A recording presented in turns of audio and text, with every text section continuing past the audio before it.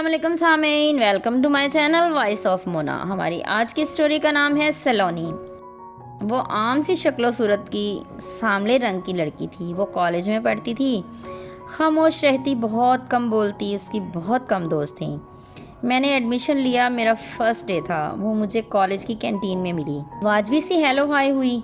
मैंने नाम पूछा तो बोली सलोनी। मैंने कहा मैं हुमा हूँ। हमारी क्लास भी एक ही थी। फिर मैं उसके साथ ही बैठ गई और फिर उसने मुझे सारे कॉलेज का बताया कि ये फ़लाँ जगह है, ये फ़लाँ। हम छुट्टी टाइम में इकट्ठे ही निकले। उसका भाई आया था उसे लेने। वो सांवली से मुख्तलिफ था। मैं भी अपनी गाड़ी में घर चल दी। दूसरे दिन वो मेरा गेट पे वेट कर रही थी। फिर हम इकट्ठे ही क्लासरूम में चले गए। फिर वो फ्री होके मेरे साथ कैंटीन पे आ गई।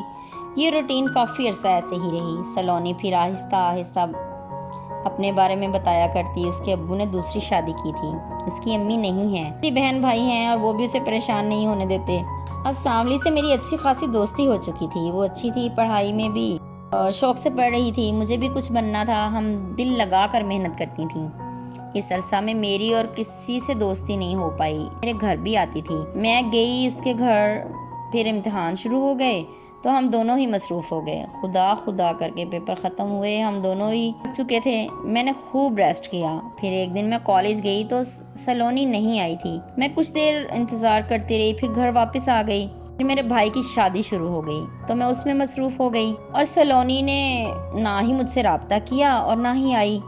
ऐसे ही वक्त गुजर गया। फिर काफ़ी दिन बाद मैं कॉलेज गई तो सलोनी नहीं आई।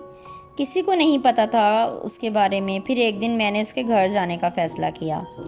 वहाँ गई तो पता चला सलोनी की डेथ हो चुकी है। मेरे पैरों के नीचे से ज़मीन निकल गई।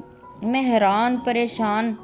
उसकी सौतेली अम्मी ने बताया कि पता नहीं उसे क्या हुआ। मैंने कहा आंटी वो तो ठीक थी, ऐसा क्या हुआ?